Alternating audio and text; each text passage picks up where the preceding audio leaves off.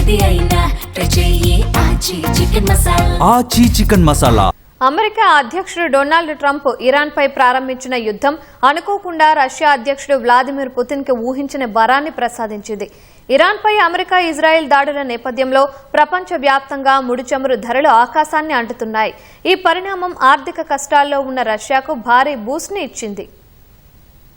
గత ఏడాది రెండోసారి అమెరికా పగ్గాలు చేపట్టిన దగ్గర నుంచి రష్యా చమురు వాణిజ్యాన్ని అడ్డుకోవాలని డొనాల్డ్ ట్రంప్ తీవ్రంగా ప్రయత్నించారు.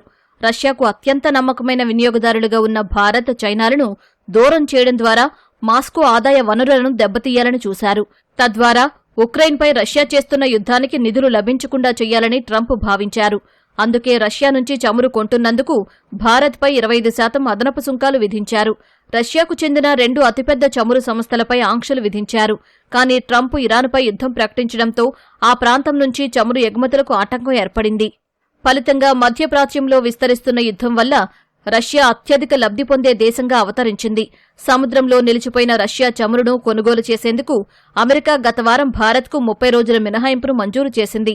గ్లోబల్ మార్కెట్లోకి చమురు సరఫరాను కొనసాగించడానికే ఈ నిర్ణయం తీసుకున్నట్లు అమెరికా ఆర్థిక మంత్రి స్కాట్ బెసెంట్ తెలిపారు. రష్యా చమురుపై ఉన్న మరిన్ని ఆంక్షలను కూడా సడలించే అవకాశం ఉందని ఆయన వెల్లడించారు. ఈ ఏడాది మాస్కో బడ్జెట్లో రష్యా ప్రధాన ఎగుమతి అయిన యూరల్స్ క్రూడ్ బ్యారెల్కు $59గా అంచనా వేశారు. కానీ పాశ్చాత్య దేశాల ఆంక్షలు, అధిక వడ్డీ రేట్లు, కార్మికుల కొరత కారణంగా జనవరి నాటికి రష్యాకు చమురు ఆదాయం 2020 తర్వాత అత్యల్ప స్థాయికి పడిపోయింది.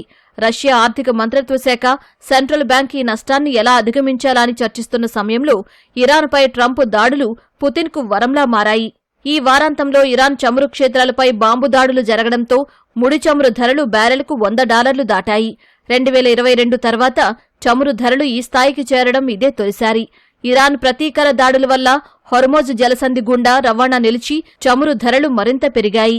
రష్యా ప్రభుత్వం వ్యయాన్ని తగ్గించుకోవడం, పన్నులు పెంచడం, సైనిక ఖర్చును కూడా తగ్గించడం లాంటి కఠిన నిర్ణయాలు తీసుకోవాల్సిన పరిస్థితుల్లో ఉండేదని, కానీ ఇరాన్పై అమెరికా దాడి మాస్కోకు లైఫ్ లైన్లా మారిందని విశ్లేషకులు అభిప్రాయపడ్డారు. ప్రస్తుత చమురు సంక్షోభం నేపథ్యంలో రష్యా క్రూడాయిల్ ఇప్పుడు రాయితీలకు బదులుగా ప్రీమియం ధరలకు అమ్ముడవుతోంది.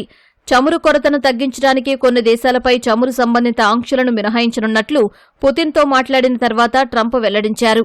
ఉక్రెయిన్ యుద్ధం తదితర అంశాలపై సోమవారం ట్రంప్, పుతిన్ ఫోన్లో మాట్లాడుకున్నారు. గల్ఫ్ నాయకులు, ఇరాన్ అధ్యక్షుడు మసౌద్ పెజెష్కియాన్తో పుతిన్ చర్చలు జరిపారు. వివాదానికి వేగవంతమైన పరిష్కారంపై ట్రంప్తో కొన్ని ఆలోచనలను పుతిన్ పంచుకున్నారని రష్యా అధికారులు తెలిపారు.